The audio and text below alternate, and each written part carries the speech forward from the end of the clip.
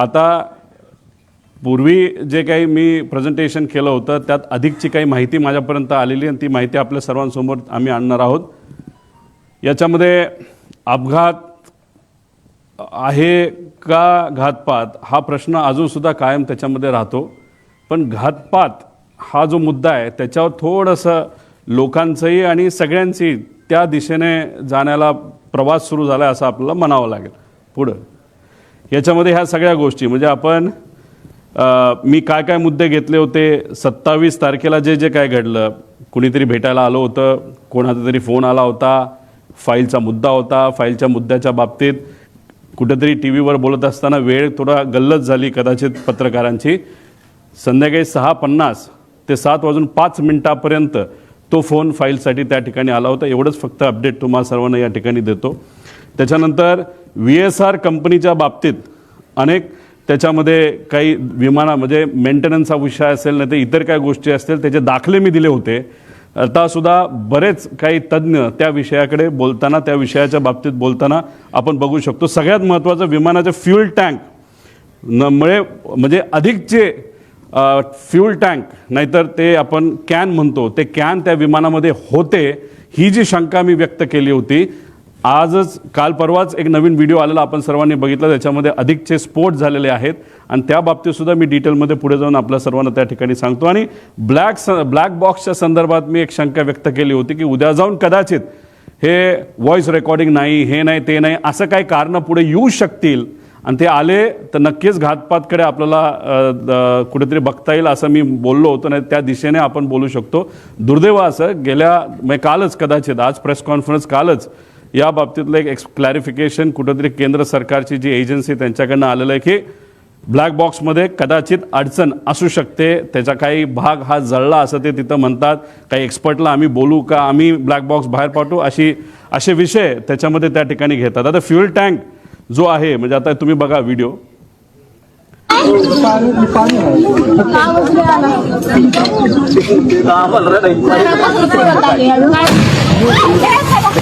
आता हा व्हिडिओ आहे,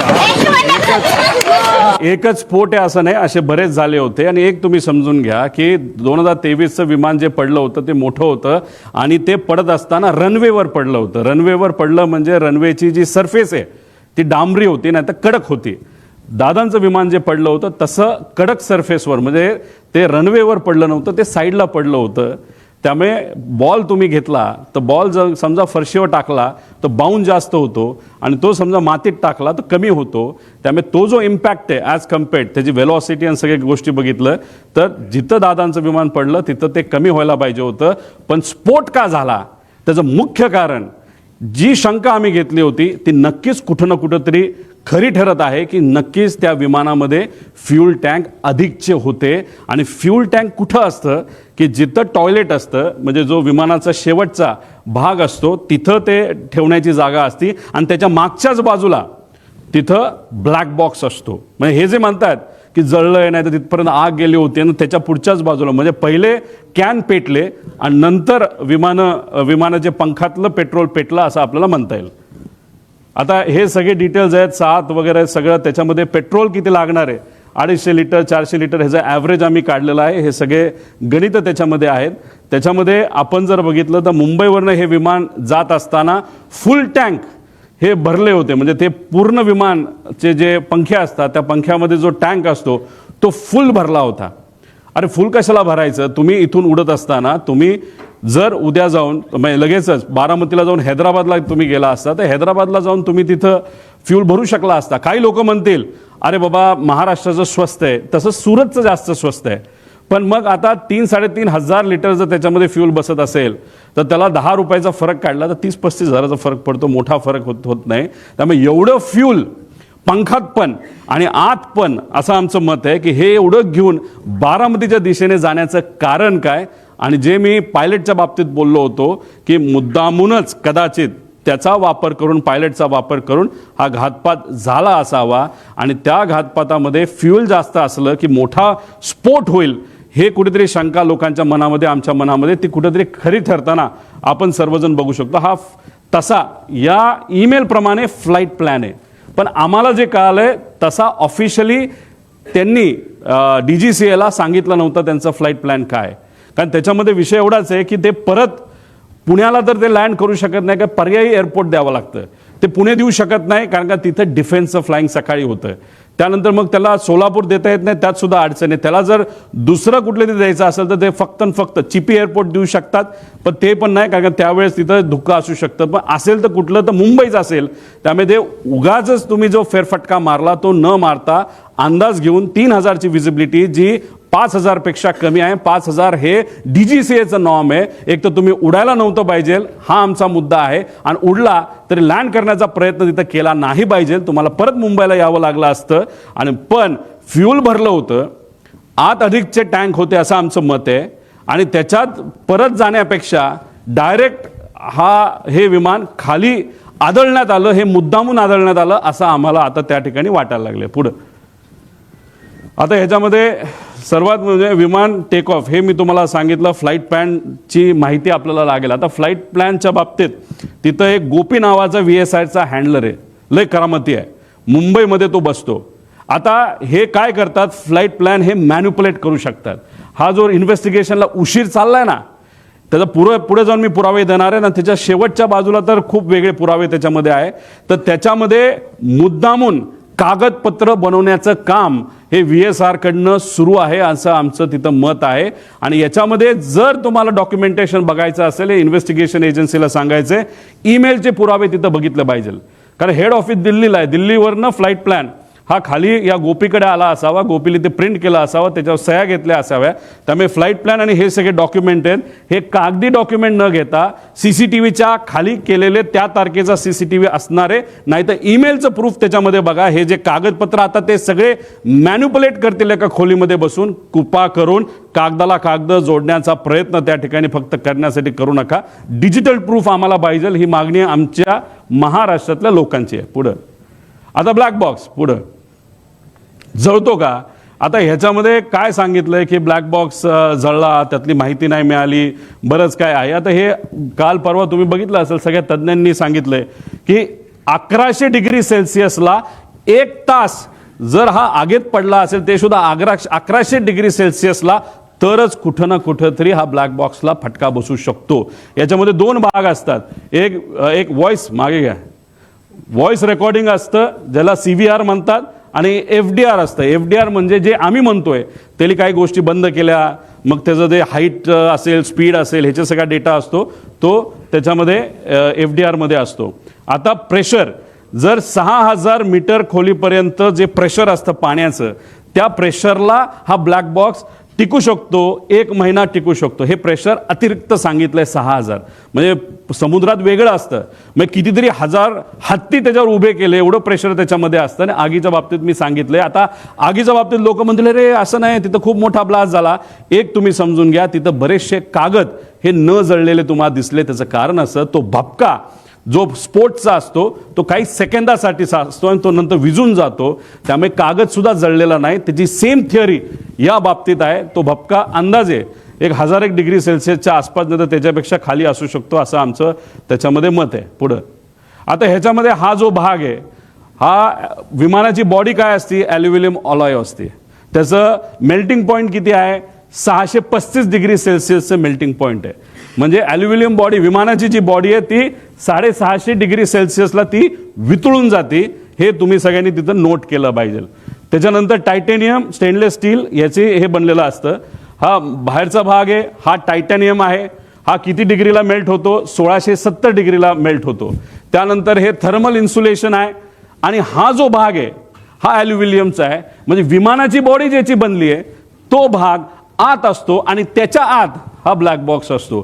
त्यामुळे हे जे काय सांगतात ना की हे घडलं असेल, ते घडलं असेल, अरे ते जळलं, ती माहिती, हे मॅन्युपुलेशन आहे, असं आमचं ठाम त्याच्यामध्ये त्या ठिकाणी मत आहे. पुढं आता हे कुठं होता ब्लॅक बॉक्स, हा इथं होता. आता या ब्लॅक बॉक्स म्हणजे विमानाच्या त्या बाजूला हा ब्लॅक बॉक्स जर इथं होता तर बॉडी कुठं जळली आहे. इथं केबल सुद्धा आहेत, पुढे केबल पण आहेत, त्या सगळ्या कॉपरच्या केबल आहेत. कॉपरचा मेल्टिंग पॉईंट अजून कमी असतो, त्या सुद्धा तिथं मेल्ट झालेला नाहीत. म्हणजे उगाचच कालचं आज आमचं प्रेझेंटेशन आहे म्हणून काहीतरी द्यायचं, म्हणून काहीतरी माहिती काल दिली, असं आमचं त्याच्यामध्ये मत आहे. पुढं हे सगळे उदाहरणं आहेत. ह्याच्यामध्ये हे कुठलं तरी एमिरेट्सचं दिसतंय, एअर इंडिया दिसतंय, हे बँकॉकचं दिसतंय. ह्याच्यामध्ये सगळ्यात मध्ये सेम इंटेन्सिटी, सेम आग, सेम टेम्परेचर सगळं असताना ब्लॅक बॉक्स पूर्णपणे त्याच्यामध्ये मिळालेला आहे. पुढं आता बघा इथं केबल आहे, केबल सगळ्या तुम्हाला दिसतील. अजून तुम्ही व्हिडिओ बघितला तर केबल तशाच्या तशा तुम्हाला दिसतील. हे सगळं आहे. ब्लॅक बॉक्स कुठं असेल अजितदादांच्या विमानाचा, आणि इथं सगळ्या केबल आहेत. आणि त्याच्या पुढच्या भागाला तिथं काय ठेवलं असेल तर 2 कॅन ठेवले असतील असं आमचं मत आहे. ते शोधण्याची जरूरत आहे. 90 कोटी रुपये खर्च करून युनियन मिनिस्टर राम मोहन नायडू साहेबांनी काही महिन्यांपूर्वी एक लॅब इनॉग्रेट केली. आता एवढी हाय फंडू लॅब तुमच्याकडे असेल तर तुम्हाला बाहेर पाठवण्याचं काय कारण? बरं ठीक आहे, तुम्ही बाहेर पाठवत नाही तर ते या लॅबमध्ये इथंच भारतामध्ये बसून तुम्हाला माहिती काढता येत नाही का? ठीक आहे, टेक्निकल एजन्सीची मदत घ्या असं आम्ही सांगितलं होतं. तुम्ही सुद्धा आता म्हणताय की नाही आता आम्ही टेक्निकल एजन्सी फक्त टेक्निकल गोष्टीसाठी बाहेरच्या एजन्सीची मदत घेऊ, ते सुद्धा कॅनडाचं. त्या कंपनीचं नाव मी पुढं सांगतो. पुढं आता ह्याच्यामध्ये अजून एक माहिती आहे. इन्शुरन्स हा विमानाची किंमत किती आज ते विमान जे होतं, जे आज असतं, तर त्याची ॲक्च्युअल किंमत 35 कोटीला ते घेतलं होतं. पण ज्या पद्धतीचं त्याचं इंजिनची क्वालिटी आणि काही आकडे आणि पॅरामीटर्स बघितले, ते आज 10 ते 15 कोटीला जास्तीत जास्त विकू शकले असते. इतकी वाईट परिस्थिती त्याची आहे. आणि ज्या लोकांनी ते विमान चालवलं आहे पूर्वी आणि आज ते कंपनी बरोबर नाही, या लोकांनीच आम्हाला सांगितलं की 10 कोटीत दिलं कुणी जर असतं आत्ता तरी न घेणं हे जास्तच योग्य ठरलं असतं. आता 10-12 कोटीच्या किमतीचं जे विमान होतं त्याची आजची इन्शुरन्सची व्हॅल्यू किती होती तर 55 कोटी रुपये होती. त्यानंतर लायबिलिटी इन्शुरन्स किती होता? 210 कोटी. म्हणजे आत बसणारी लोक, त्याच्यानंतर घरावर कोणाच्या पडलं तर, जर कुठल्या व्यक्तीवर पडलं, जनावरांवर पडलं तर 210 कोटी रुपये त्याची टोटल लायबिलिटी व्हॅल्यू होती. आता ह्याच्यामध्ये पायलट सुद्धा आले, याच्यामध्ये 5च्या 5 जण आली. मग तो जो मेन पायलट होता त्याला किती रुपये मिळणार या 210 पैकी? हा सगळ्यात मोठा प्रश्न आहे. आणि ही गोष्ट त्या पायलटला माहीत होती का? खरंच इन्शुरन्स मिळणार होता का? या बाबतीत स्पष्टीकरण होणं महत्त्वाचं आहे. पुढे आता ह्याच्यामध्ये अकाउंटेबल मॅनेजर कोण आहे कोणाच माहीत नाही. DGCA सुद्धा माहीत नाही. त्यांच्या वेबसाईटवर सुद्धा यांचं नाव काढून टाकलंय. Chief of flight safety, director of training. ह्या अकाउंटेबल मॅनेजरचं इंटरव्ह्यू हा DGCA घेतं. आणि DGCA इंटरव्ह्यू घेतल्यानंतर त्यांनी अप्रूव्ह केल्यानंतर हा फ्लाईट मॅनेजर आपल्याला त्या ठिकाणी मिळतो. म्हणजे हा जो अकाउंटेबल मॅनेजर, जसं महाराष्ट्र सरकारचं माझ्या अंदाजाने कोणतरी एक आहे, त्याचं नाव शर्मा का असं काहीतरी नाव आहे, ते आपले सेफ्टी ऑफिसर आहेत. त्यांचा इंटरव्ह्यू DGCA घेतला, मग त्यांना तिथं हे केलं. तर ही माणसं कुठे आहेत? यांचा इंटरव्ह्यू तुम्ही केलाय का? यांचं इन्व्हेस्टिगेशन तुम्ही केलंय का? कारण का अकाउंटेबल मॅनेजर हा रिस्पॉन्सिबल असतो. त्यांनी तिथं ईमेल केले पाहिजे. त्यामुळे जी कालची नोटीस जी आलेली आहे, नाहीतर एक्सप्लेनेशन जे DGCA दिलेलं त्याच्या खालच्या बाजूला 2 नाहीतर CC अकाउंटेबल मॅनेजर केलेलं आहे. त्यामुळे अकाउंटेबल मॅनेजर कोण आणि ही लोक कोण हे माहिती घेणं महत्त्वाचं आहे. पुढं आता हे महाशय, म्हणजे हे जे तुम्ही जर ट्रक चालवत असाल, तुम्ही ट्रकच चालवला पाहिजे, तुम्ही गाडी चालवायची नाही. तुम्ही जर गाडी चालवत असाल तर ट्रकचं लायसन्स तुम्हाला मिळत नाही, त्याला वेगळं घ्यावं लागतं. तुम्ही ट्रक चालवत असताल आणि JCB चालवायला गेला, नाही तर पोखलान चालवायला गेला, जी मोठी मशीन, तुम्हाला अलाउड नाही. तसंच लेअर जेटचं तुम्ही विमान चालवत असाल तर तुम्हाला दुसरं विमान लेगेसी सारखं वापरता येत नाही. आता इथं जर फोटो बघितले, हे आहेत मिस्टर कपूर. हे मागे जे आहे ते लेगेसीचं विमान आहे. आपले मुख्यमंत्री साहेब आणि उपमुख्यमंत्री दुसरे हे लेगेसीली जास्त ट्रॅव्हल करतात. ही आहे लेगेसी, हे आहे लेगेसी आणि हे आहे लेअर जेट. म्हणजे हे महाशय लेगेसी सुद्धा चालवत होते आणि हे महाशय लेअर जेट सुद्धा चालवत होते. आणि फक्त हाच व्यक्ती चालवत होता असं नाही, रोहित सिंग सुद्धा इलिगली हे दोन्ही विमानं तिथं चालवत होतं. याचे CCTV कॅमेरा, याचे डॉक्युमेंटेशन हे करा. आमच्याकडे डॉक्युमेंटेशन आहे, आम्ही कसं काढलं हे आम्हाला माहिती. पण या DGCA आम्हाला सांगायचं, आणि इन्व्हेस्टिगेशन अधिकाऱ्यांना आणि ऑफिसरला सांगायचं, कृपा करून कागद रंगवारंगवी करणं हे तुम्ही सोडून द्या. आणि जर करत असाल तर ते चुकीचं आहे. जर उद्या जाऊन त्या कागदात जर फरक दिसला, व्हिडिओ आमच्याकडे कुठला असेल आणि तो जर आम्ही दाखवला आणि त्याच्यामध्ये जर डिस्क्रिपन्सी आली तर हे योग्य ठरणार नाही. त्यामुळे इथं एक खूप मोठी इलिगॅलिटी आहे. त्यानंतर तुम्ही दारू पिलाय का नाही तर हे BA करावं लागतं. हे अशा पद्धतीचं मशीन असतं. पण अनफॉर्च्युनेट हे जे मशीन आहे हे आहेत एक यंग पायलट आहे, यांचा व्हिडिओ आम्ही आमच्या लेवलनी त्या ठिकाणी काढला. हे असं फुंकावं लागतं, असा व्हिडिओ काढावा लागतो की बाबा फुंकतोय आणि दाखवावं लागतं 0% दारू आहे. तसंच हे राईटचे महाशय आहेत, हे वेगळेच आहेत. ह्याचं नाव काय, ह्याचं नाव कोणतरी फॉरेनर आहे, तो पुढं असेल कदाचित. तर हे असा व्हिडिओ काढावा लागतो. आता रोहित सिंग जो मालक होता VSRचा आणि आपला हा जो कपूर आहे, याचे असे व्हिडिओ आम्हाला आजच्याच त्या ठिकाणी लागणार नाही. तर तुम्ही इन्व्हेस्टिगेशनमध्ये आम्हाला तिथं दाखवा. पण हे जे मशीन आहे, या मशीनचा एक खूप मोठा फ्लॉ आहे आणि हे फक्त VSRकडे, हे एअरपोर्ट अथॉरिटीकडे नाही आहे. VSRकडे असणारे हे जे मशीन आहे, याच्यामध्ये तारखा या बदलल्या जाऊ शकतात. हा फ्लॉ या मशीनचा. म्हणून म्हणतो इन्व्हेस्टिगेशन जेवढं पुढे जाईल तेवढं मॅन्युप्युलेशन आहे मोठ्या प्रमाणात त्या ठिकाणी होणार आहे. आता याच्यामध्ये 2023 मधील अपघात प्रकरण आम्हाला जे कळलंय, त्याचा जो कॅप्टन होता ना, चालवणारा सुनील कंजर जो आहे, त्याचं नाव कदाचित प्लस मायनस असेल. जसा कपूर दोनदा त्याला स्थगिती मिळाली होती, त्याचं लायसन्स कॅन्सल झालं होतं दारू पिला म्हणून, तेव्हा हे 2023चं VSRचं मुंबईमध्ये जो ॲक्सिडेंट झाला, त्याचा जो सुनील कंजीर नावाचा जो व्यक्ती आहे, तर त्याचा सुद्धा त्या ठिकाणी दारूच्यामुळे ते दोनदा त्याचं लायसन्स कॅन्सल झाला, तो असं आम्हाला कळतं. म्हणजे जे जे कमर्शियल फ्लाय करतात, मोठी मोठी विमानं, एमिरेट्स, एअर इंडिया वगैरे, तिथं ज्यांना नोकऱ्या मिळत नाहीत ते सगळे, आणि काही चांगले पण लोक आहेत, खराब नाही, पण काय असे मोठे मोठे लोक सगळे इथं काम करतात. पुढं हे सगळे डॉक्युमेंट्स आम्हाला तिथं लागणार आहेत. आता हा कार्लोस नावाचा जो माणूस आहे गृहस्थ, हा व्हेनेझुएलाचा आहे, इंटरनॅशनल त्याचं लायसन्स आहे. पण हा भारतामध्ये कसं तो त्याला VSRच्या माध्यमातून इथं उडवलं जातं, तर हा येतो एंटर करताना ॲज अ पॅसेंजर, आणि पॅसेंजरमधून आत आल्यानंतर विमानात बसल्यानंतर तो कॉकपिटमध्ये जायचा आणि कॉकपिटमध्ये जाऊन त्या ठिकाणी विमान उडवायचा.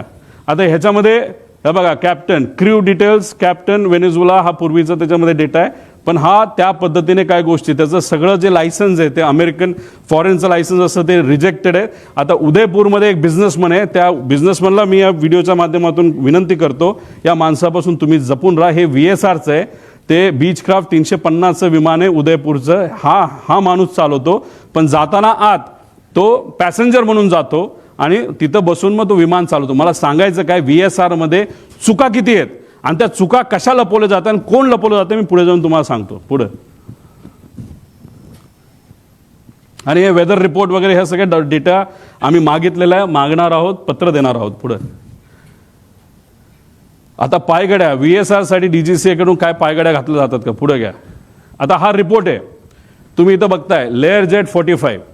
आता मला तुम्ही सांगा, तुम्ही जर टेक्निकल इन्व्हेस्टिगेशन एजन्सी असाल तर तुम्ही टेक्निकली बोललं पाहिजे ना, कॅमेराचं काय आहे, त्याचं पिक्सल किती आहे, डिटेलमध्ये बोललं पाहिजे. पिक्सल, कॅननचा कॅमेरा आहे तर कॅनन 1 आहे का 2 आहे का, नाहीतर मोबाईल जो वापरला, जो तिथं मर्डर सीनवर मोबाईल जो सापडला, तो iPhone 17 आहे का 16 आहे का 15, हे तुम्हाला सांगावं लागेल. पण बघा, टेक्निकल इन्व्हेस्टिगेशन एजन्सी जी काम करते, का आम्ही ऑब्जेक्शन घेतो या एजन्सीवर आणि DGCAच्या आत्ताच्या लोकांवर, सगळ्याच नाही पण काही लोकांवर. इथं लिहिलं लेअरजेट 45 एअरक्राफ्ट.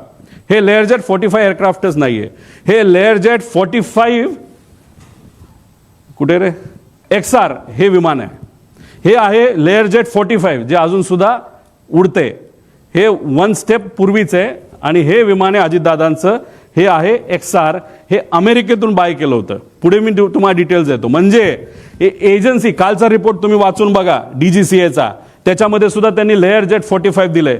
फक्त आम्ही म्हणतोय XR आहे आणि ते खरंच XR आहे. हे वेबसाईट ही त्या VSRची वेबसाईट आहे आणि अमेरिकेवरून ते विमान घेतलं, त्याचे डिटेल्स पुढे जाऊन बघितले, ते सुद्धा XR आहेत.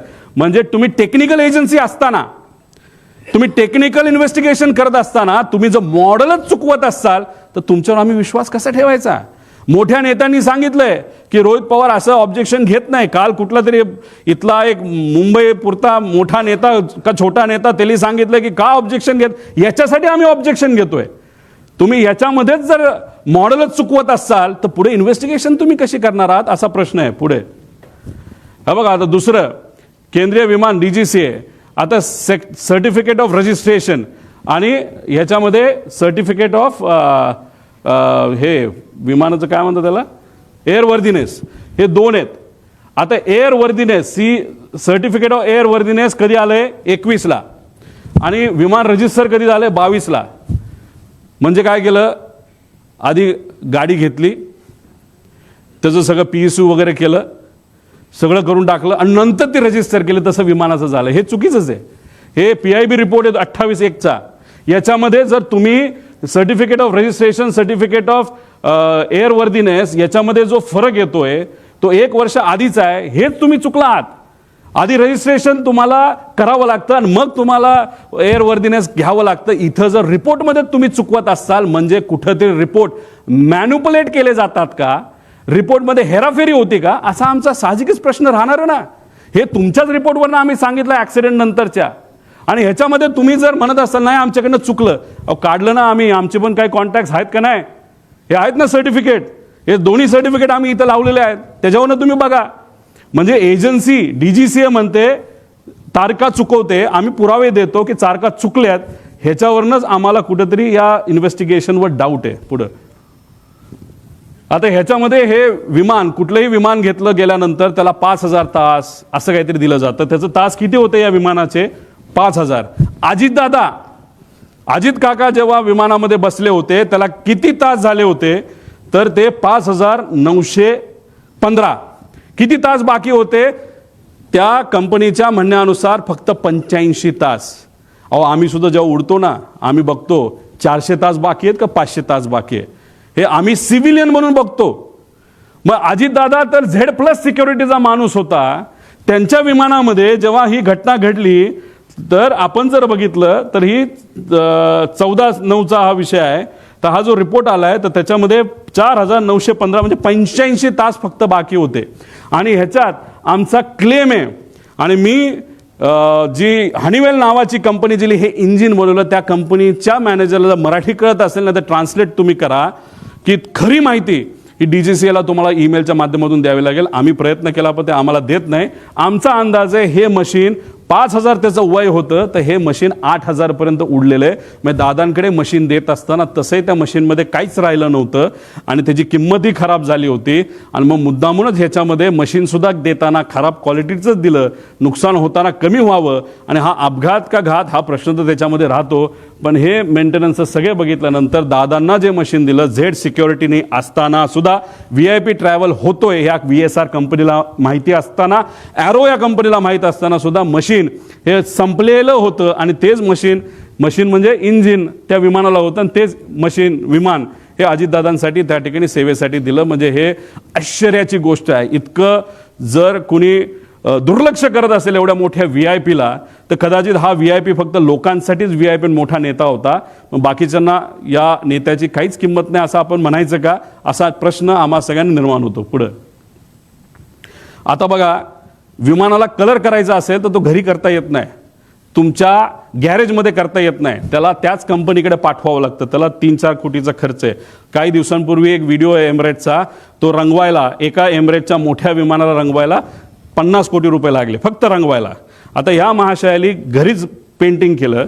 आता ह्याचं कारण बघा, हा जळल्यानंतर एक नंबर इथं तुम्हाला दिसतोय, हा आधी दिसत नव्हता, जळल्यानंतर तो दिसायला लागला. तो नंबर काय आहे? N80PQ. मग आम्ही आमच्या अमेरिकाच्या कॉन्टॅक्टचा वापर केला.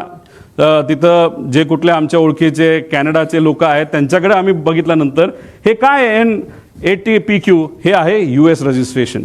हे आहेत त्यांची वेगवेगळे मालक, 5 मालक झालीत. त्याच्यामध्ये काय फायनान्स कंपन्यात काय आहेत, म्हणजे एखादी मारुतीची गाडी नाही तर कुठलीही गाडी घेत असताना आपण बघतो फर्स्ट ओनर आहे का सेकंड ओनर आहे.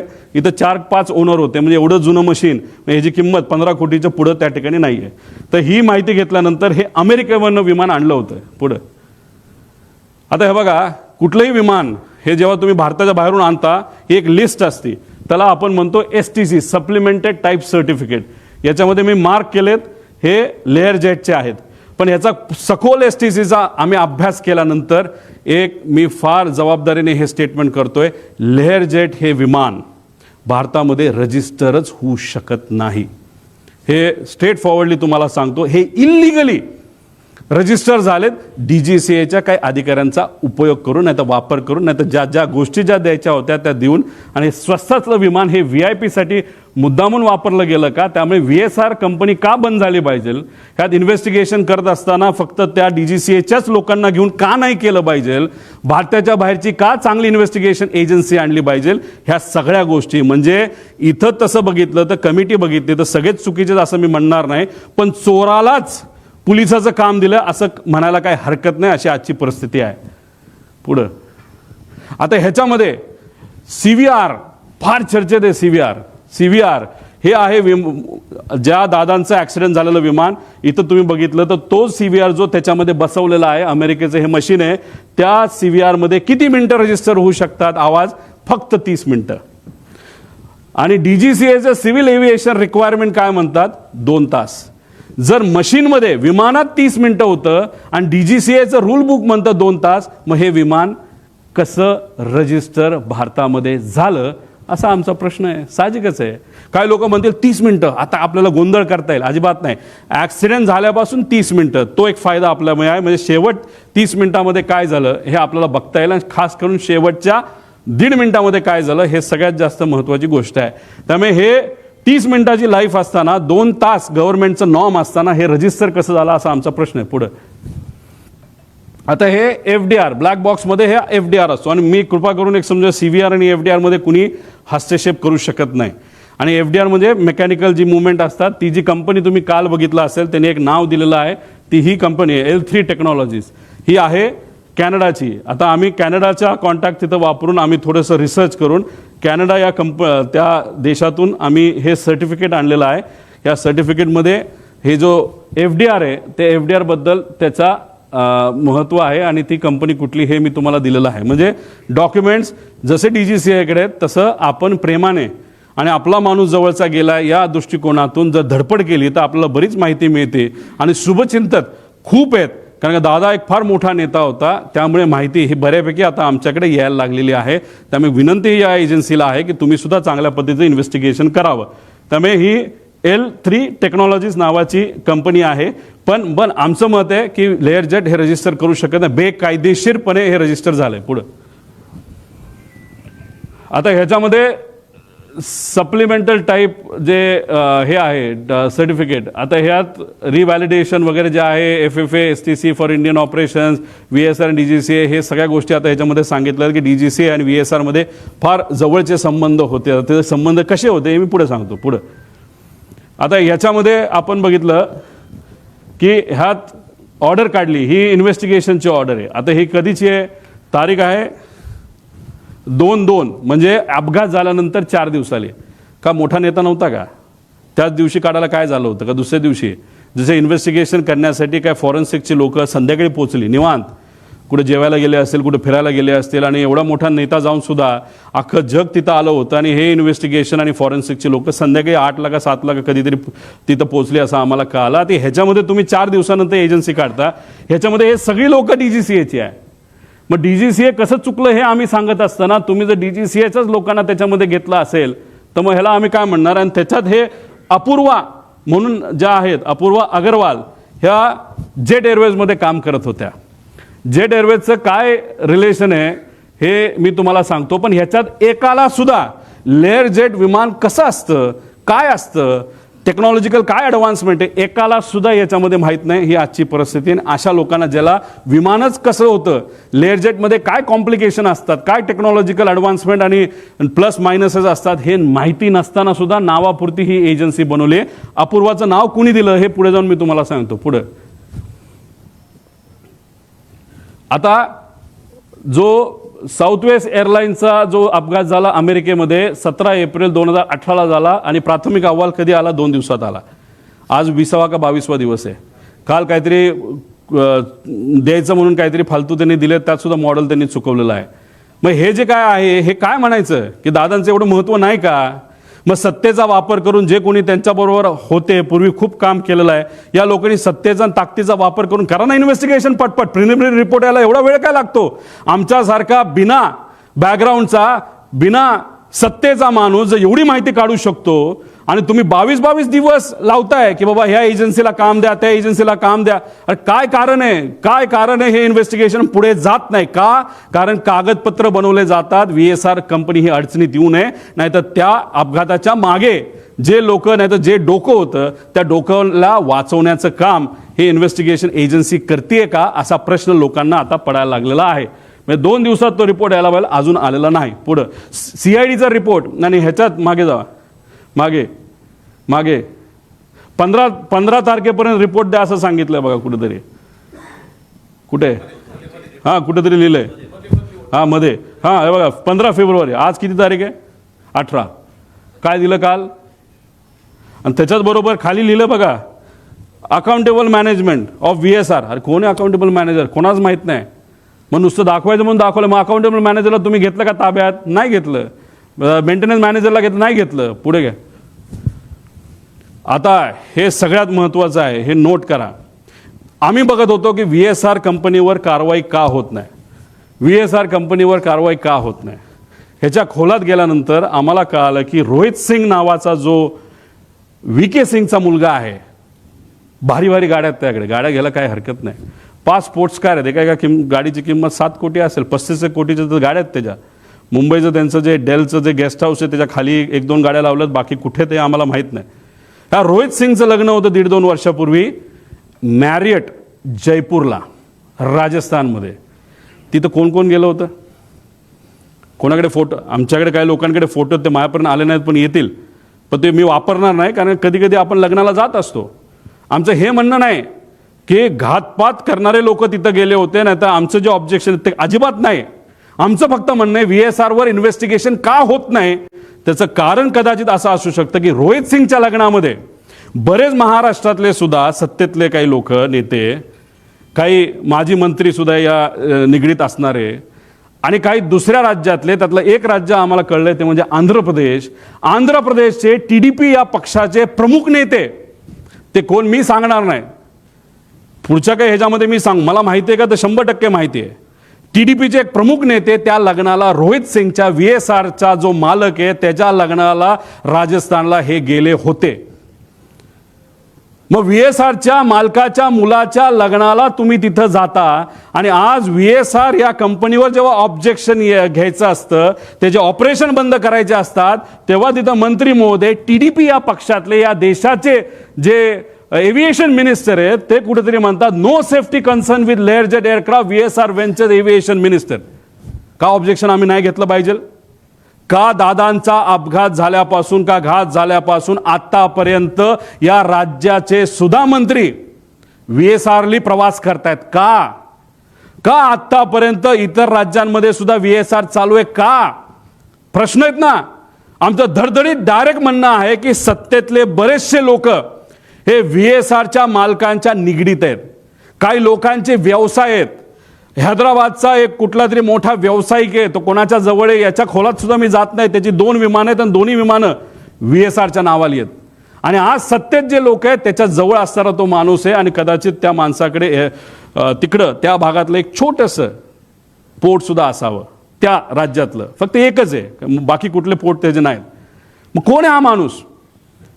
तिथं कोणाची सत्ता आहे? आणि ती सत्ता तिथं त्या ठिकाणी असताना त्या TDP या पक्षाचे नेते जर रोहित सिंगच्या लग्नाला तिथं जात असतील, आणि TDPचाच नेता आज जर तिथं एव्हिएशन मिनिस्टर असेल, आणि VSR कंपनी आतापर्यंत बंद होत नाही, त्याचे ऑपरेशन तसेच चालू राहतात, कागदपत्र त्या ठिकाणी रिअलाइनमेंट करणं नाही तर त्याचं मॅन्युप्युलेशन करणं, असं आमचा त्याच्यामध्ये म्हणणं आहे. आणि आज रोहित सिंग आहे कुठं? आज रोहित सिंग भारतामध्ये नाही. अपघात झाल्यानंतर मायामी अमेरिकेमध्ये तो गेलाय. त्यांची दुबईमध्ये सुद्धा कंपनी आहे, अमेरिकेमध्ये सुद्धा कंपनी आहे. ही सगळी विमानं टप्प्याटप्प्याने हे दुबईच्या आणि अमेरिकेच्या कंपनीमध्ये ट्रान्सफर केली जातील. आज आम्ही सगळे दुःखात आहोत, आज आम्ही तिथं लढत आहोत. पण ज्या कंपनीच्या माध्यमातून हा घात झाला, नाहीतर हा अपघात झाला, त्याचा मालक मात्र आज भारतात नाही. त्याला कुणी मदत केली बाहेर जाण्यासाठी? कुणी त्याचा तिथं इन्व्हेस्टिगेशन लगेच करून त्याला लगेच ताब्यात घेऊन लगेच तुम्ही इन्व्हेस्टिगेशन आहे तर त्याचं तिथं चर्चा करून आणायला पाहिजे होती. पण हे महाशय गेले कुठं? तर मायामी अमेरिकेमध्ये त्या ठिकाणी गेलेले आहेत. आता ही बातमी एक ग्रेट आंध्रा नावाचा पेपर आहे, AP minister bought private jet. त्या जेटचं मला पॅटर्न सुद्धा माहिती आहे, त्याचं मॉडेल सुद्धा मला माहिती आहे, ते कोणाचं आहे हे तिथले लोक आपल्या सर्वांना त्या ठिकाणी त्या राज्यात सांगतील. माझं मत आहे की या VSR कंपनीला मुद्दामून वाचवण्याचा प्रयत्न केला जातोय. एवढा मोठा माणूस, महाराष्ट्राचा नेता गेल्यानंतर सुद्धा या सत्तेत असणारे काही लोक मुद्दामून या मालकांना वाचवत आहेत. म्हणजे दादा गेलेत याचं दुःख यांना नाही, पण पैसा आपला वाचला पाहिजे, मैत्री आपली टिकली पाहिजे, या अनुषंगाने VSRला मदत करतात. म्हणून आमचं मत आहे की आज नाही तर उद्या VSR कंपनीला बंदी घातली पाहिजे आणि इन्व्हेस्टिगेशन करत असताना त्याच्यामध्ये सुद्धा काही चेंजेस केले गेले पाहिजे. त्याच्यामध्ये तुम्ही 5 कुठले तरी घेतले, CBIला देत आहे, चांगली गोष्ट आहे, CID तर आहेच, पण याच्याच बरोबर एक वर मॉनिटरिंग एजन्सी आम्हाला असावी. राज्यात विरोधी पक्ष नेत्यांना त्याच्यात घ्यावं. दुर्दैवाने महाराष्ट्रात कोणी विरोधी पक्ष नेता नाही, पण हा विषय फार मोठा आहे. प्रायव्हेटली फार मोठे सेलिब्रिटी ट्रॅव्हल करतात. त्यामुळे आमचं मत आहे की देशातले जे विरोधी पक्ष नेता वरचा आणि खालचा जो आहे, राहुल गांधीजी आणि वर जे असतील त्यांना याच्यामध्ये त्या ठिकाणी घ्यावं, काही खासदारांना घ्यावं, खाली काही फॅमिली मेंबरला घ्यावं. तो जो पक्ष आहे जो बाधित आहे, नाही तर अजितदादा ज्या पक्षाचं प्रतिनिधित्व करत होते त्यातल्या काही लोकांना घ्यावं, पण त्यातले काही खूपच एव्हिएशनच्या अनुभवी लोक आहेत, त्यांचं काय करायचं हा निर्णय त्यांनी त्या ठिकाणी घ्यावा. मग अशा पद्धतीने आणि जज, एक्स जज याच्यामध्ये घ्यावा आणि ही मॉनिटरिंग एजन्सी तुम्ही तिथं घ्यावी. आणि ह्याच्या अंडर CBI अंडर मतलब CBI जो काम करेल तो रिपोर्ट बघेल, CIDचा रिपोर्ट बघेल, एक एक्सटर्नल एजन्सीचा रिपोर्ट बघेल, पण हे केल्याशिवाय याच्यामध्ये पारदर्शकता येणार नाही असं आमचं ठाम मत आहे. मॅरिटचं तुम्हाला सांगितलं ते आम्ही तारखा पण काढू, काही फोटो आमच्यापर्यंत आलेत, काही डॉक्युमेंट्स आमच्याकडे आलेत, कोण कसं काय, फक्त ते आत्ता वापरलेलं नाही कारण का मला ह्याच्यात राजकारण आणायचं नाही. पण एक गोष्ट आहे की काही लोक मुद्दामून याच्यात राजकारण आणि मैत्री आणतायत आणि पैसा आणि इन्व्हेस्टर पण मी देऊ शकतो, पण इन्व्हेस्टरच्या खोलामध्ये मी जाणार नाही. इन्व्हेस्टरचं काही डायरेक्ट रिलेशन असेल असं नाही, पण इन्व्हेस्टर मोठे मोठे असल्यामुळे, शेकडो कोटीचा विषय असल्यामुळेच कदाचित या कंपनीला वाचवलं जातंय. त्यामुळे त्या इन्व्हेस्टरला मला म्हणायचं तुम्ही खूप मोठे आहात, हजारो कोटी तुमच्याकडे आहेत. आमचा काका, आमचे दादा त्याच्यामध्ये गेलेले आहेत. 100-200 कोटीसाठी हे इन्व्हेस्टिगेशनला कृपा करून कुठल्या नेत्याचं नाही तर कोणाचं वजन टाकून तुम्ही हे मॅन्युप्युलेट करण्याचा प्रयत्न त्या ठिकाणी करू नका. कारण की इन्व्हेस्टिगेशन एजन्सी काम करेलच, पण आम्ही काय शांत बसू असं जर तुम्हाला वाटत असेल तर आम्ही शांत बसणार नाही, कारण आमचा काका, आमचा नेता याच्यामध्ये गेलेला आहे. पुढं आता मुख्य पायलट सुमित कपूर याच्यामध्ये हे सगळे आम्ही विषय त्याच्यामध्ये मागितलेले आहेत. त्यांना कौटुंबिक अडचण होती. आता ती कौटुंबिक अडचण खूप खोलात जाऊन मी म्हणणार नाही, आणि त्या विषयाला धरून त्याचं ब्लॅकमेल तिथं झालं असावं, आणि मग ते ब्लॅकमेल त्या ठिकाणी झालं असल्यामुळेच ते जे काही घटना घडल्या अशी शंका आहे की त्यांनी मुद्दामूनच त्या घटना त्या ठिकाणी घडून आणल्या. कारण बऱ्याच एक्सपर्टशी बोलल्यानंतर विमान ज्या पद्धतीने कळलं ते मुद्दामून मॅन्युअली, आणि ट्रान्सपॉन्डर हे विषय तुम्हाला त्या आधीच्या ह्याच्यामध्ये सांगितलेलं आहे. याच्यात खोलात जाऊन चर्चा करायची जरूरत आहे. पण त्यांना दारू प्यायची खूप सवय होती. जेटमध्ये असताना त्यांचा पगार 10 ते 12 लाख होता, पण आत्ता या कंपनीमध्ये आल्यानंतर कारण त्यांचं लायसन्स बंद झालं होतं, ते 3 वर्ष बंद होतं. कोविडच्या काळामध्ये त्यांना काम मिळालं नाही. 5 वर्ष ते बिना पैशाचे होते, नाही पगाराचे होते. आणि त्यानंतर लेअर जेटमध्येच त्यांना संधी का दिली? कारण लेअर जेट बघतच नाही काय की कोण कसला आहे, काय कोणाला काय अनुभव आहे, कोण कुठं दारू पिला होता का काय वेगळं केलं होतं. आणि लेअर जेटमध्ये आल्यानंतर त्यांचा पगार 12 लाखावरनं 3.5 लाखावर आला, आणि त्यात 25,000 रुपये का 20,000 रुपये प्रत्येक एका विमानाच्या फेरीला त्या ठिकाणी ते वापरायचे. असे जर 10 फेऱ्या केल्या तर 2.5 लाख आणि 3, 3.5 म्हणजे 6 लाखाचा पगार त्याच्यामध्ये होता. 5 वर्ष पगार नसल्यामुळे आणि हा पगार मोठ्या प्रमाणात कमी झाल्यामुळे आणि मोठे मोठे विस्कीचे ब्रँड त्यांना प्यायला त्या ठिकाणी लागायचा, त्याचा खर्च जास्त असल्यामुळे आणि व्यक्तिगत एक कुठला तरी विषय ज्यामुळे ते डिप्रेशनमध्ये होते, आणि ह्या सगळ्या गोष्टीचा उपयोग घेऊन त्यांच्यावर प्रेशर टाकून कुणी ब्लॅकमेल करून काय घटना घडली का असं आमचं डाऊट आहे. हे क्लिअर करणं महत्त्वाचं आहे. पुढं रोहित सिंग शोधा आता ह्या माणसाला, कुठे आहे तो, कुठे आहे, कोणाचा मुलगा आहे, मुलगा तर VK सिंगचाच आहे. त्याच्यामध्ये DGCAचे काय रिलेशन आहे, DGCAच्या बद्दल तो काय म्हणायचा, कुछ भी हो मॅनेज होता है, कर सकते है, कुछ प्रॉब्लेम नाही, कसं कसं मॅनेज केलं याचे पूर्ण डॉक्युमेंट आहे. पण हे प्रेझेंटेशनमध्ये 2 तास जाईल, या खोलात झालं नाही. माझ्या अंदाजाने हा कुठेतरी मायामी, फ्लोरिडा, युनायटेड स्टेट, म्हणजे आपण, तुम्ही पत्रकार, आम्ही सर्वजण जमिनीवर आहोत. दादांना काय झालं हे शोधतोय. लोक शोकांतिक आहेत, काय झालं दादांचं हे ते विचार करतात. हे महाशय मायामीला बीच साईडला बसून काय तिथं करतात देवाला डोळे. मग कसं जाऊन दिलं ह्याला तिकडं, का जाऊ शकला, काय जी एन्क्वायरी नाही झाली, असे डाऊट येतात ना. म्हणजे डाऊट क्लिअर करणं महत्त्वाचं आहे. पुढं आता मला हा प्रश्न पडलेला आहे, हे महाशय आहे समित ठक्कर खूप खोलात नाही, त्यांनी काय टाकलंय, मी एकदा ट्रॅव्हल केलं होतं, मी मुंबईमध्ये दिल्लीला बोलत असताना तुम्ही बघितलं असेल, मी बोललो की मी आणि माझ्याबरोबर एक सेलिब्रिटी खेळाडू बारामतीला लँड होऊन तिथून मी माझ्या मतदारसंघात गेलो होतो. मी धडधडीत बोललो होतो, पण या महाशयाने मला ट्रोल करण्यासाठी मला ट्रोल करण्यासाठी दुसरं काहीच नाही ना. मग हे तू स्वतः ट्रॅव्हल करत असताना तुला काय कळलं नाही का? मला थोडी कळणार होतं का? तुझी अपेक्षा होती का? त्या ट्रोलरची अपेक्षा होती की त्यावेळेसच माझा ऍक्सिडेंट त्या ठिकाणी व्हायला पाहिजे होता, मी संपायला पाहिजे होतं, तर क्रिकेटरही संपायला पाहिजे होतं, अशी तुझी अपेक्षा होती का? हे असले थर्ड क्लास पैसे घेऊन काम करणारे ट्रोल हे कोणाचे आहेत याचा मी अभ्यास करायला लागलो. हे आहेत एका फार मोठ्या BJP पक्षातले सगळे प्रमुख नेत्यांचे. ह्याच्यामध्ये देवेंद्र फडणवीस साहेबांना या बाबतीतली माहिती नसावी असं मला तरी त्या ठिकाणी वाटतं. पण देवेंद्र फडणवीस साहेबांना मला सांगायचं आहे, लोकांना प्रश्न पडायला लागलेला आहे. मी अजितदादांच्या घातपातचा मुद्दा तिथं मांडतोय, पण मला ट्रोल हे BJPचे ट्रोलर का करायला लागलेत? आणि तो सुद्धा हा काही छोटा ट्रोलर नाही आहे, हा फार मोठा ट्रोलर आहे.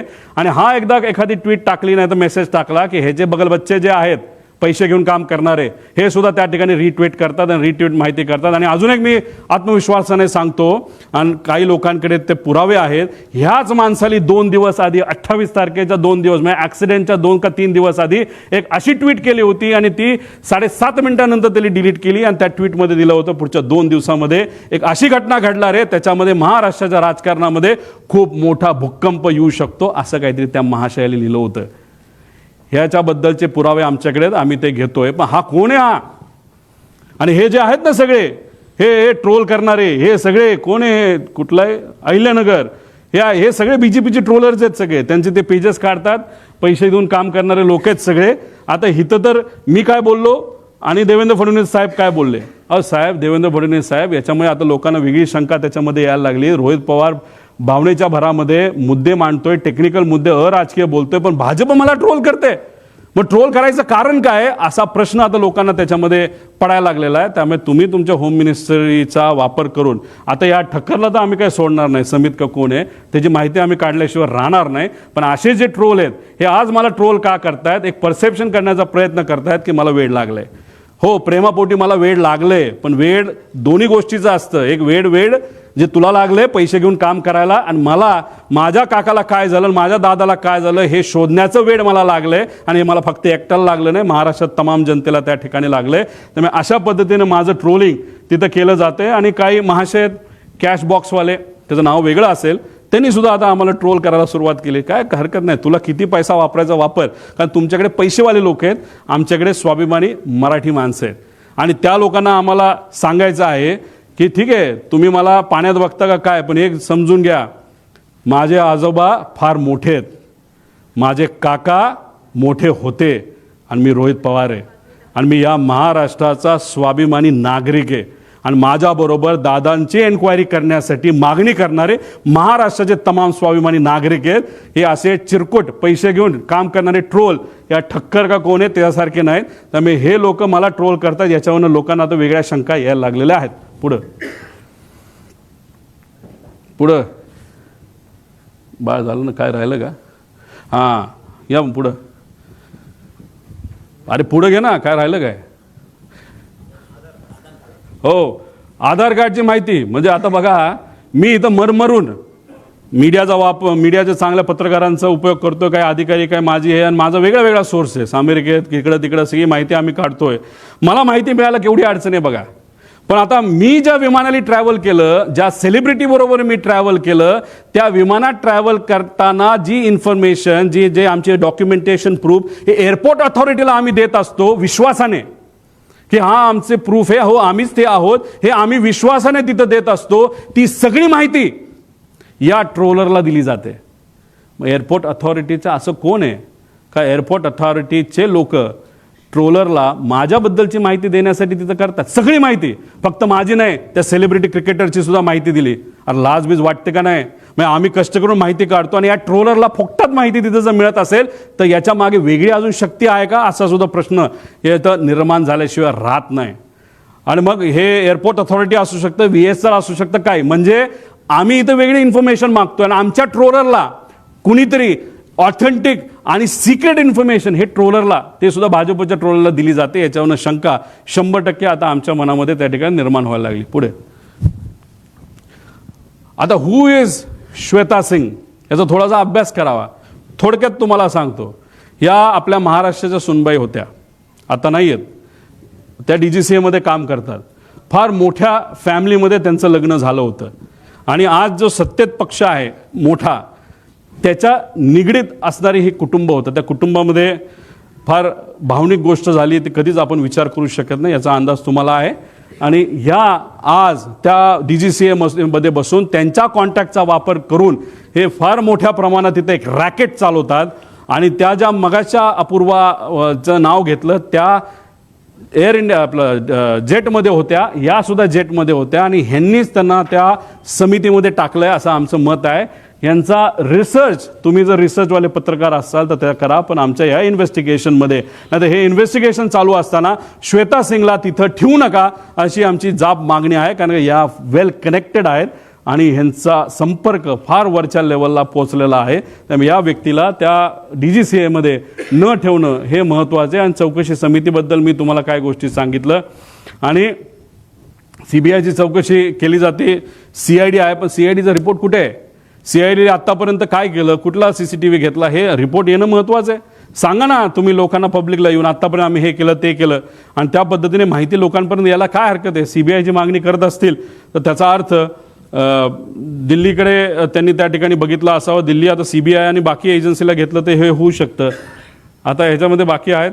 आता भारताकडे सरकारी विमान आहे 2004चं, हे 10चं होतं पडलेलं, 4चं सायटेशन XLS. आता हे विमान असून बंद पडले, वापरत नाहीत.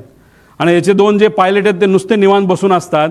आणि अजितदादांच्या बुकिंगमध्ये जो ग्रुप मी तुम्हाला सांगितलं ॲरोचा, त्याच्यामध्ये सुद्धा हे पायलट आहेत, सरकारी पायलट आहेत पगारावर, हे सुद्धा त्या ग्रुपवर आहेत.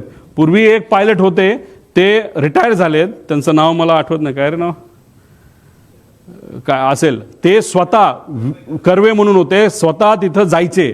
समजा CM चाललेत, DCM चाललेत, मंत्री चाललेत, कर्वे साहेब स्वतः जायचे, सगळं चेक तिथं करायचे. पण हे महाशय नुसते ग्रुपमध्ये दोघं पदं घेतलीत, मोठा पगार त्यांना चालू आहे, पण एकदा सुद्धा ते साईटवर त्या ठिकाणी जात नाही चेक करायला की विमान नीट आहे का नाही. तर हे कोण अधिकारी 2, ते शर्मा आणि अजून कोणतरी जे महाराष्ट्र सरकारमध्ये काम करतात, त्यांची माहिती काढणं त्या ठिकाणी महत्त्वाचं आहे असं आमचं मत आहे. आणि ॲरो नावाची कंपनी ज्याली त्या पवार जो होता त्याला जे सांगितलं होतं वेदर इज ऑल ओके, त्याचं तुम्ही केलं काय? ॲरो कंपनीचा धंदा चालू आहे, विमानाचा धंदा चालू आहे, VSRचा धंदा चालू आहे. मग दादांच्या बाबतीत जे काय सांत्वन, जे काय दुःख आहे, हे फक्त राजकीय भूमिका आहे का? आम्ही इथं हळहळ करतोय पण बाकी सगळ्या गोष्टी चालू आहेत.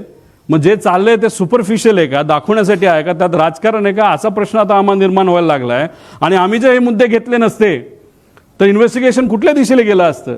मीडियाने हे मुद्दे घेतले नसते तर इन्व्हेस्टिगेशन भरकटलं असतं. आणि लोकांच्या मनामध्ये एक तीव्र इच्छा आहे की काय झालं हे कळलं पाहिजे. म्हणूनच तुमच्या मदतीने, मीडियाच्या मदतीने आज जे काय चाललंय ते राईट डिरेक्शनला चाललंय. आणि जे चुकतायत त्यांना कुठेतरी कान तुम्ही सर्वजण, आपण सर्वजण धरतोय असं आपल्याला म्हणावं लागेल.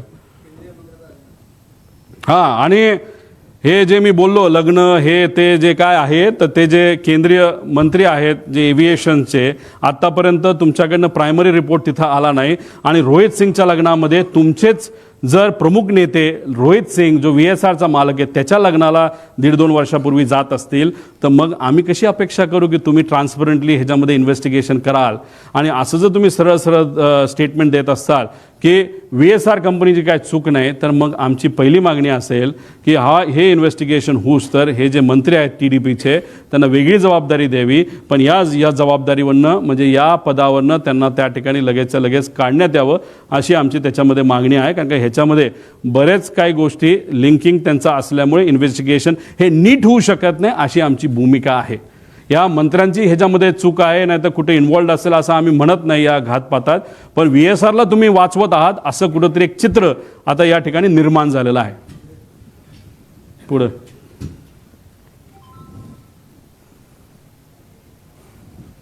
आता ह्याच्यामध्ये एक नवीन प्रायव्हेट विमानं काही एजन्सीली आणि कॅश बॉक्स जी कुठली कंपनी असेल याच्या मालकाला घेतले, त्याच्यामध्ये कोण कोण पार्टनर आहे हे सुद्धा आता येत्या काळामध्ये आपल्याला शोधावं लागेल. एक त्याच पक्षाचा कुठला तरी नेता पार्टनर आहे असं आम्हाला त्याच्यामध्ये कळतंय. आता हा घातपाताचं जे काही दृष्टिकोन आहे एक तुम्ही समजून घ्या. म्हणजे लोकांना प्रश्न पडलेला आहे, ह्याच्यात खरंच राजकारण असेल तर जे काही विलिनीकरणाची चर्चा ही सुरू होती त्याच्यामध्ये दादांमध्ये आमच्यामध्ये काय चर्चा झाली हे आम्हालाच माहिती आहे. याच्यामध्ये एक चर्चा अशी असू शकते की आम्ही NDA बरोबर सत्तेत जाणार, आम्ही म्हणजे आमचा पक्ष आहे, आणि ही गोष्ट काही लोकांना आवडत नसावी. नाही तर दुसरा जो सिनारिओ आहे, दृष्टिकोन आहे की दादाच NDAमध्ये राहणार नाहीत, दादाच NDAतून बाहेर निघतील आणि रस्त्यावरची सामान्य लोकांची साठीची लढाई आमच्यावर लढतील, आणि हा दृष्टिकोन एका गटाला आवडला नसावा. त्यामुळे ह्याच्यामध्ये जर राजकारण असेल आणि ह्याला जर घातपात असं आपल्याला म्हणावं लागेल आणि राजकारण आणायचं असेल तर या दोन दृष्टिकोनापैकी एक दृष्टिकोन कुठला तरी असावा, आणि त्या दृष्टिकोनाला पाठिंबा देणारा एक जो गट आहे तो याच्या मागे असू शकतो असंही आपल्याला त्या ठिकाणी म्हणता येईल. पण एक अजून जाता जाता एक सर्वात महत्त्वाची गोष्ट आहे ही, कदाचित जे जिल्हा परिषद पंचायत समितीचे अजितदादांच्या पक्षातले जे कुठले उमेदवार आहेत त्यांना हा मुद्दा कळेल. जेव्हा नगर परिषदचं इलेक्शन झालं होतं, नगरपंचायतचं इलेक्शन झालं होतं, महानगरपालिकेचं इलेक्शन झालं होतं, तेव्हा दादा सगळ्या गोष्टीचं नियोजन त्या ठिकाणी बघत होते. आजच्या राजकारणामध्ये काम करत असताना, इलेक्शन लढत असताना आपल्याला कशाची जरूरत असते तर आपल्याला मार्गदर्शक प्रमाणपत्र आणि कागदांची जरूरत असते. मार्गदर्शक कागद हे काय असतात हे कधीतरी मी नंतर त्या ठिकाणी आपल्याला सांगेल. पण एखादं मोठं इलेक्शन असेल तर मार्गदर्शक कागद हे जास्त लागतात, छोटं इलेक्शन असेल तर कमी लागतात. पण दादांचा हा अपघात होण्यापूर्वी सगळं नियोजन हे दादा करायचे, पण त्या कागदांचं मार्गदर्शक जे कागद आहेत त्याचं डिस्ट्रीब्युशन हे दुसरा कुठला तरी नेता करायचा. 28 तारखेला असंही आम्हाला कळतंय, आता कळतंय म्हणून आम्ही सांगतोय की या जिल्हा परिषद पंचायत समितीच्या इलेक्शनचं या मार्गदर्शक कागदांचं योग्य असं नियोजन त्या ठिकाणी झालं होतं, आणि निर्णय असा झाला होता 200 पट ताकद या मार्गदर्शक कागदांच्या माध्यमातून इथं लावली जाणार. सगळं ठरलं, सगळं झालं. दुर्दैवाने 28ची घटना त्या ठिकाणी घडली, आणि आम्हाला असं कळतंय की दादा नसताना या 200 पट ताकद जी लावली जाणार होती मार्गदर्शक कागदाच्या माध्यमातून, फक्त 50 पटच ताकद त्याच्यामध्ये लावली. 150 पट ताकद कमी लावल्यामुळे सुद्धा ते जे उमेदवार आहेत ते कुठंतरी काही गोष्टींच्या बाबतीत कमकुवत पडले आणि एकटे पडले दादा नसताना, अशी ती चर्चा आहे. त्यामुळे 150 पट ताकद का कमी लावली आणि कुणी लावली ह्याच्यामध्ये सुद्धा आपल्याला त्या ठिकाणी खोलात जावं लागेल. असे अनेक आहेत, आणि मी काय राजकारण करतो असं नाही, आजपर्यंत राजकारण करत असलो असतो, जे बोललो ते खोटं निघालं असतं. पण जे मुद्दे मांडले, कारण शेवटी इन्व्हेस्टिगेशन करत असताना टेक्निकल इन्व्हेस्टिगेशन इज इम्पॉर्टंट, आणि त्याच्याच बरोबर जर क्रिमिनल इन्व्हेस्टिगेशन आपण करतोय तर त्याच्यामध्ये एक दिवस आधी काय घडलं, एक महिना आधी काय घडलं, कोण कोणाला भेटलं, नंतर काय घडलं, कोण कसं वागतंय, कोण किती भावनिक आहे, कोण कुठल्या विषयामध्ये एखाद्या महत्त्वाच्या विषयामध्ये चर्चा करत असताना कोण कुठल्या भावनेतून त्या ठिकाणी बोलतं, हे सगळ्या गोष्टी जर आपण बघितल्या तरच त्याला राईट इन्व्हेस्टिगेशन आपण म्हणू शकतो. त्यामुळे आमची मागणी आहे की याच्यात क्रिमिनल इन्व्हेस्टिगेशन सुद्धा त्याच्यामध्ये त्या ठिकाणी व्हावं, आणि टेक्निकल इन्व्हेस्टिगेशन तर व्हावंच, पण टेक्निकल इन्व्हेस्टिगेशनमध्ये काय चुका आहेत हे मी तुम्हाला आधी सांगितल्यामुळेच ह्याच्यामध्ये मोठे रिस्ट्रक्चरिंग करण्याची त्याच्यामध्ये त्या ठिकाणी जरूरत आहे. पुढं आता याच्यामध्ये काही इतर मागण्या आहेत ज्यांना मी या परिवाराला भेटलो, कपूरच्या परिवाराला मी भेटू शकलो नाही, पण शांभवी पाठक यांच्या परिवाराला मी भेटलो. त्यांची एक व्यक्तिगत मागणी आहे जी सत्तेतले लोकच पूर्ण करू शकतील. कृपा करून त्या पाठक परिवाराला, सत्तेतल्या काही लोकांना थोडा वेळ काढून त्यांना भेटणं महत्त्वाचं आहे. त्यांची मागणी समजून घेण्यासारखी आहे, आणि दिल्ली गव्हर्नमेंटच्या माध्यमातून त्यांची ती मागणी पूर्ण होऊ शकते. म्हणून मी आपल्या माध्यमातून त्या लोकांना जे सत्तेत आहेत त्यांना विनंती करतो.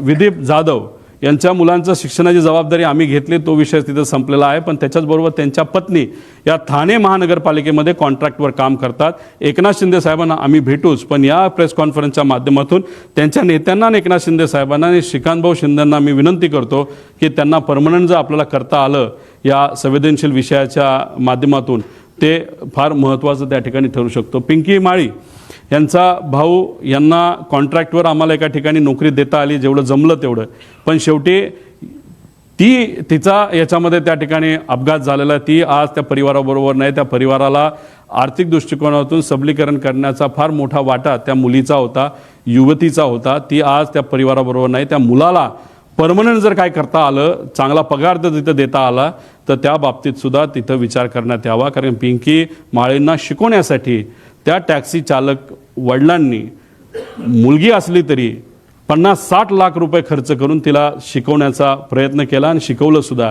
पण दुर्दैवाने ही घटना त्या ठिकाणी घडली. त्यामुळे त्या परिवाराला सुद्धा मदत त्या ठिकाणी करण्याची जरूरत आहे. त्याच्याचबरोबर नंतर आम्ही अधिवेशनामध्ये विषय मांडूच. अजितदादांची नावं कुठल्या कुठल्या वास्तूला, कुठल्या कुठल्या गोष्टींना त्या ठिकाणी दिली जावीत, ह्या आमच्या मागण्या येत्या काळामध्ये त्या ठिकाणी असतील. पुढं आणि जस्टिस फॉर अजितदादा हॅशटॅग या पद्धतीने अख्खा महाराष्ट्र विचारतोय काय खरं घडलं 28 तारखेला, 28 तारखेच्या आधी. पण जे 28 तारखेला घात का अपघात जो घडला, त्याच्यामुळे सर्व महाराष्ट्रातले सामान्य लोक आज चिंतेत आहेत. आणि आज एवढा मोठा नेता आपल्यातून गेला तर आपलं उद्या कसं व्हायचं असा प्रश्न त्यांना तिथं पडलेला आहे. पण जस्टिस फॉर अजितदादा या पद्धतीने आम्ही सर्वजण आणि शुभचिंतक असे अनेक जण आम्ही सगळेजण मिळून या विषयासाठी, या इन्व्हेस्टिगेशनसाठी, हे इन्व्हेस्टिगेशन योग्य पद्धतीने व्हावं आणि आयुष्याच्या आमच्या स्वतःच्या शेवटच्या काळामध्ये जेव्हा आम्ही या विषयाकडे लक्ष देऊ तेव्हा आम्हाला कुठेतरी एक समाधान असेल की अजितदादांच्या घात का अपघाताच्या बाबतीत योग्य असं इन्व्हेस्टिगेशन व्हावं. यासाठी महाराष्ट्राच्या जनतेने, पत्रकारांनी आणि माझ्यासारख्या एक सामान्य कार्यकर्त्याने सुद्धा यासाठी पुढावा घेतला. माणूस आपल्यात नसला तरी जस्टिस त्यांच्या त्या गोष्टीला मिळालं असं एक समाधान शेवटच्या आयुष्याच्या लेवलला हे आम्हा सगळ्यांना त्या ठिकाणी असावं, एवढीच आमची छोटीशी साधीशी इच्छा.